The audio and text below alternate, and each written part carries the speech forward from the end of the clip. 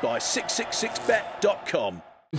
This is Coogan Cassius for iFL TV in association with Macklin's Gym Marbella and 666bet. We're at the Hilton in Liverpool here. Is that another new sponsor you just at 666bet? Do you want to get in on it? No, I'm just about to say. You got any sponsors you want to chuck my way? It's too expensive for me. Yeah, we can do a deal. We know you love a deal. Do that off camera. Yeah. Just at the press conferences, 2 press conferences today, one for George and Dennis and one for De Gaulle and Periban, also Cleverly and Bellew.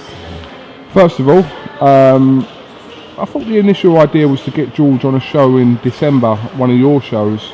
How comes he ended up fighting on this bill, Kalle? Well, we've looked at it and, Eddie and Sky came with a very good offer to join the card here, and it fit perfectly with the timing. It's all about getting George out, but giving the best possible chance to win the world title next year. And it's Saturday night's all about fine-tuning certain things and avoiding, of course, any banana skins. I know a lot of people saying, "Oh, well, it's a walkover and everything Saturday night." Listen, people who are saying that, obviously never had much to do with boxing. These are the worst sort of fights to be going into. Where you've got to, you've got your vision on a Durrell for the WBC world title next year. And, you've got first of all get rid of Douglin on Saturday night. But to answer your question, it was it was a case of putting George back on Sky on a big event on Saturday night. At the same time, it fit perfectly with what's going on in the background, what we're doing with the WBC. We know that yourself and Matchroom and Eddie Hearn obviously have a fantastic relationship. Yeah. There's a perception about George and his feelings towards Matchroom and that. What do you got to say about that? Is there anything there? Well, obviously there's a history. Yeah. There's a history. I think stemming mainly out the first Froch fight. I would say George is his relationship. We have our relationship. At the end, we're there to make the best things happen for our fighters. And I've always said, we're the only promoters I think that are somehow on the fringe involved in the UK who've worked in the last 12 months with Sky, Box Nation, and Channel 5 now. So it's they're all we're happy to work with everyone. There's just simply a lot of opportunities at the moment between us and Matchroom, and I get on very well with Eddie. And there's a lot of banter as well, but it's a good working relationship. And there's some good fights to come out of it so far. If you look at obviously Smith Abraham, Kessler Froch, stuff we've done together in partnership, has worked well. And I think next year you could put together 4 or 5 big events if you look at our squad, so to speak, and his squad. So happy days. Can you talk a little bit about the negotiations for anti-Durrell, dates, purse bid situations, etc.? What is the latest? The latest is that we've been told by the WBC that Durrell was allowed to make a defence before the end of the year. He's clearly opted not to do that unless he's done something that we haven't heard of. I heard he got married, so congratulations to him on his marriage, but I don't think he's been in a boxing ring. So we expect now on Monday to be asked to formally negotiate. If we're unable to reach an agreement on the fight, then it will go to a purse bid. We expect that purse bid to either be called at the WBC convention in Las Vegas in December, or at least, or potentially even to be staged there. So in an ideal world, we'd have the purse bid in Las Vegas in December, and everyone would go off before Christmas, knowing what's happening in the first quarter of next year. I'm still hopeful that we can come to an agreement with them. I think we're open to the fight being in the States as well, being over here. I think at the end of the day, we're in a business of trying to get everything out of it for our fighter, and they will be as well. And I don't see the home advantage thing coming into it too much. I think that George has got a lot of fans. I think if it's in Las Vegas or in New York City, I think we'd get a lot of fans travelling over. So yeah, and I think George's got talent to beat him anywhere he wants. All right, we'll keep us posted on that. Definitely, Kalle. definitely, Cougar. When George Groves talks about Carl Froch, having suffered 2 defeats back to back with Carl Froch, again, there's a perception that George calling him out again is a little bit far-fetched and. But is he really calling him out? I mean, not calling him out, but he's. He did kind of after the Rabras fight. Yeah, well, make some comments. Hold on, I was in the ring before the Rabras fight and after the Rabras fight. When George walked into the ring, there was some definite visual contact made by Carl and not by George.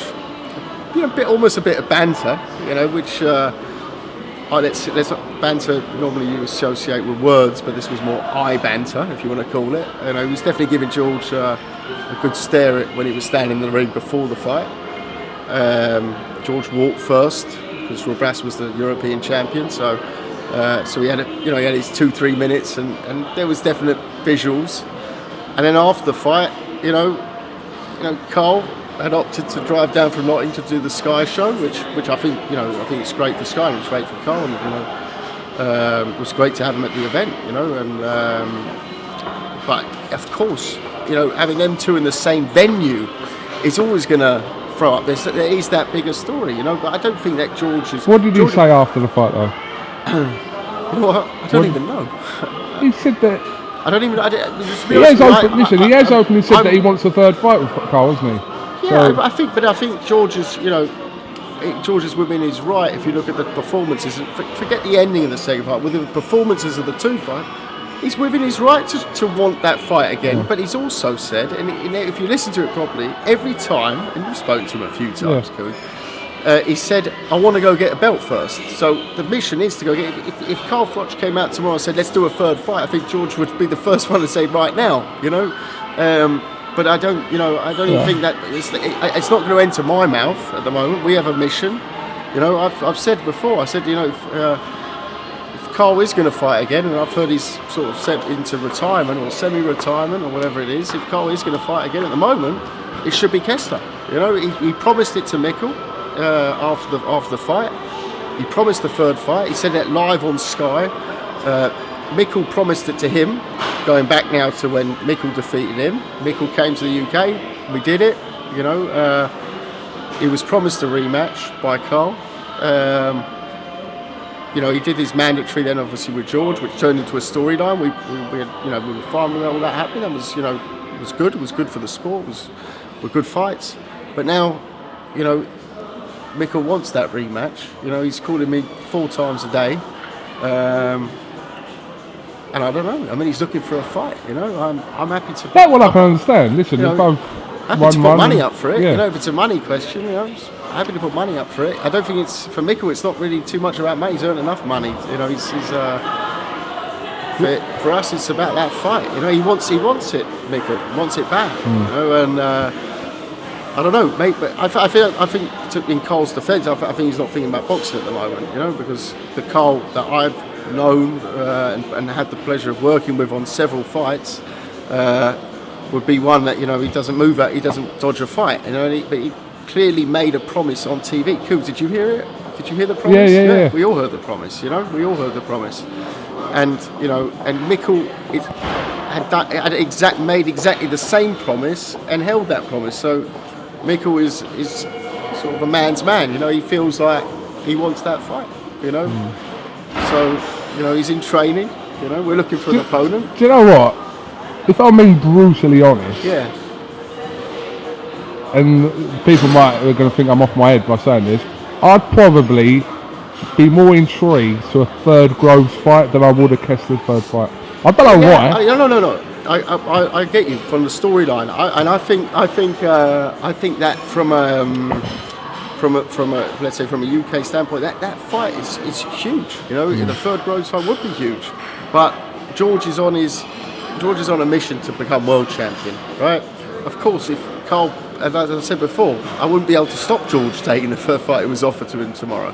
But at the moment, his mission. That's what I'm saying. George has not called out Cole. He's not calling out Cole, and he's not going to call out Cole before the Durrell fight. It's all about capturing gold for George now, you know. And all I've said was, if Cole is looking for a fight, like I hear half the time he is, half the time he isn't. I said, you know, there is a promise open there, you know, and I do believe that Cole is a real warrior. You know, that's what Cole is based it on, and you know, so's Mikkel. You know, third fight, and if you don't even give me the thing that the second fight, yeah, it's 1-1, you know. But look at the last 8 rounds. Aaron Mikkel fell asleep for the first 4 rounds of that fight. But look at the last 8 rounds. Look at the last 3 rounds of Frochkester 2. Would you like to see that again? I don't think there's a boxing fan who wouldn't like to see that again. I think personally, I think Mikkel is probably more deserving of the third fight than say Groves is. But I just mean from an interest point of view. I don't know. Yeah, I don't know if he's more deserving. I think it's more a case of I think George, on the basis of 1-1, I'd say he was on the basis deserving. of course, on the basis of 1-1. I think on the basis of a storyline, of course, people are interested in seeing, you know, those 2 names in the ring together. I think you add to the storyline with George capturing the gold first, you know, or the belt first. I think. I think they're both good fights, but I don't think Cole's going to stick around for too many fights still. No. I'm just saying, you know, the promise is still open, Cole. Right, let's get some updates from you. We know you met Eddie Hearn the other day because it was publicised on Twitter. Yeah, I saw that. Yeah. He likes to put his meetings out on Twitter, doesn't he? Yeah, going to meet Kalle for a bit of lunch. Yeah. So I'm assuming... Trendy Notting Hill. Is that where you were? Yeah, I told him to bring a passport. Yeah, I remember. Some updates really. Did you talk about Anthony Joshua versus David Price? Yes, we did. Spoke about that. Potentially for next year? It's a great fight. It's a great fight that would capture the nation. But it's a bit off, isn't it? You know, I mean, Price has just got back off a hand injury. He's going to be out December 6th on Channel 5. You know, Anthony's got a run out on Saturday. It'll be an interesting fight against Michael Sprott, who we all know very well, you know.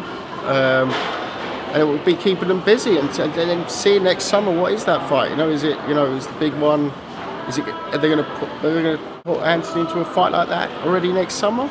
I'm not sure. You know, I'm not his promoter. If I was his promoter, I'm not sure if I would already be looking to do that step up. You know, it's a young guy. It's not going anywhere. You know, it's not. 12 months time. Surely he's ready for someone like David Price then. You see, someone like David Price. David Price was 2 years ago being touted around as the next big thing, and you know, and believe me, he will be the next big thing. You know, if he lands right, there's no one who's getting up. You know, if he lands his punch, there's no one who's getting up. You know, then and he's you know, you talk about guys who can punch at that weight, and I don't see anyone who punches harder at that weight class than David Price. And you know, we've had our experience. We've had a few heavyweight world champions in our camp. You know, we'll do our thing with Pricey. You'll see. We'll get there in the end, and you know, we've got a very set out game plan of what to do it, and we're up for a big fight next summer. If that's Anthony Joshua, if that's David Price against him, that's great. If it's Price versus Fury, it's great as well. Definitely would love to do that sort of a fight next summer. You know, and but yes. To answer your question, yes, we did discuss it. And obviously David's out in action on the 6th of December. Yeah, he is. Yeah, he's out in action on Channel 5 on the 6th of December in Germany. So routine opponent for David? It's routine in that he's not, you know, he's not elite. Yeah, but at the same time, he's coming back off a hand injury. You know, I'm not going to put him in against Mike Tyson in his first fight back, Coog. So, you know, yeah, no, but you know, there's no routine fights at heavyweight. You know, there's no routine fights. Okay, well, you're right, I suppose. One punch can change the course, especially in heavyweight boxing. Look at Black Bat. Vladimir Klitschko, Ross Purity. I think it was his 15th or 16th fight.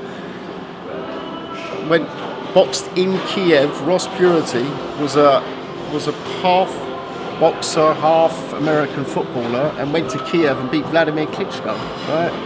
So, you know, was that a routine fight? I guess it was, you know. You know, that's Vlad Klitschko. You know, we're not talking about, you know. Quite rare, these occurrences, though. I'm just saying. Yeah. You know, I'm just saying.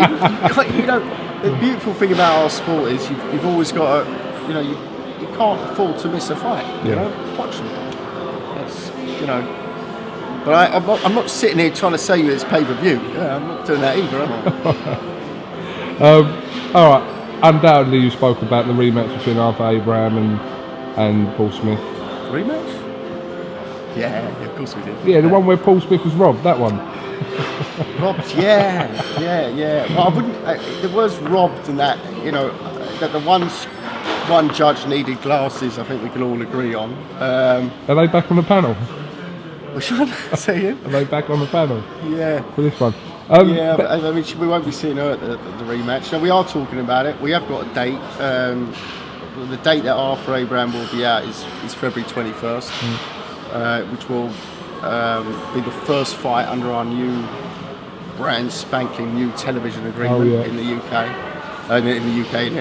in Germany, which was a big thing for us, and it's great news for boxing, and, you know, because it allows us to make big fights. And so we're launching it, and it will be in Berlin, and it will be in the O2, the best arena, I think, in Europe. In terms of, it's the most modern multiplex arena, great venue, and we'll just see if we can reach terms with Paul and with Eddie and with Sky, and we would like to do the rematch. You know, we would like to do it. I've got to admit, it's going to be in Germany. It's a bit of a sell because there was no scandal there. Did you talk about it being over here? We did, because Arthur said wherever, but, you know, it's professional boxing, and we said, you know, where's the money as well, you know, and the money is simply in Germany for that fight, you know, and if it's not, then I'm waiting for Eddie's offer. Okay. Same night as Golovkin Murray. Yep. Yeah, but our broadcaster in Germany has the rights to Golovkin, so they're looking at doing it separately. Okay, so that's quite interesting. Yeah, so you know, if you're in Germany, it's a nice double header. You know, Okay. hey, Golovkin Murray's a good fight. I like Martin Murray. He's a very tough kid, and I think it's, for me, that is the first time I feel like Golovkin's going to be tested. You know, whether he ends up testing, we don't know. But I just feel like Martin Murray's a step up from the other opponents that we see Golovkin in with. We understand that Captain Hook is making his way over here this week. Yeah, well, you know, I'm in a bit of a dispute with Captain Hook at the moment, so interesting to catch up with him over here. Yeah, we know obviously that situation, but he'll be over here, and obviously keeping an eye on the winner of Value Cleverly. Also, Mr. Johnny Nelson will be loitering around. I know. I was watching Johnny and was getting itchy when Eddie mentioned the word Marco Hook today. I can see him already getting ready. But I think Marco Hook is a great champion. You know, and I think. You know, if you look at Saturday night, it's what boxing's about. It's about storylines. You know, and you know, I mean, I stayed on for the presser, the second one when we were done with ours. I stayed and had a look at the Cleverly Bellew presser just to see what was going to happen at the presser. Can you tell us anything about that dispute, or not really? I could just tell you, you know, we have a valid binding contract till the middle of next year. Actually, till the end of April next year. And it's quite simple. You know, he pulled out of 2 shows, which in the last minute, where we had to, you know, cancel shows, and the contract was extended but theoretically by 2 shows or by the 4 months. And you know, but listen, you know, we brought Marco up from being a cage fighter or a kickboxer. It was almost like a free fighter, and guided him to become a world champion who defended his title 13 times. So you know, it was. You know, I said to him, you know, you want to go your own way, that's cool, you know, but you got to deal with your contract first, and you know, we'll see how it goes. You know, maybe, you know, sure we'll end up friends one day. Just finally, obviously a disappointing night for Pulev last week, but what a knockout from Klitschko. Yeah, I mean, he went in there, didn't he? You know, sort of with a strategy that not many people have had. This is a family who not many people had the balls to do against Klitschko. You know, he went in there and said either him or me, basically. You know, and I thought that was, very commendable. I was very disappointed, I must say, in the defensive approach to it. You know, I think he caught Klitschko in the first round very nicely, and instead of either backing up and going into, being able to defend against a counter attack, didn't see any of that. He got caught straight away, went to the floor. The fact that he got up speaks for his heart and for his chin. And the same in the knockout round, he caught Klitschko, and Klitschko almost hit him on a counter, which, I think you saw Klitschko for the first time in a long time move up into fifth gear, though, and it was impressive, I've got to say, and Vladimir did a very good job, and but Pulev will be back. It's his 21st pro fight, learning experience. I think, I wouldn't be surprised if you see a change in the coaching setup, because I don't think he was happy with the way it went in the end. He wouldn't be happy to get knocked out, but he can do more. There's more in him, and I think you'll see him come back. All right. Well, listen, Kalle, thanks for talking to us. It's been 22 minutes, quite a lengthy time of taking you away from your meetings. The light has got a bit dark since we started. I think one of the lights went up there. Dark. Pretty Christmassy though. Yeah, there's Christmas music in the background. Yeah.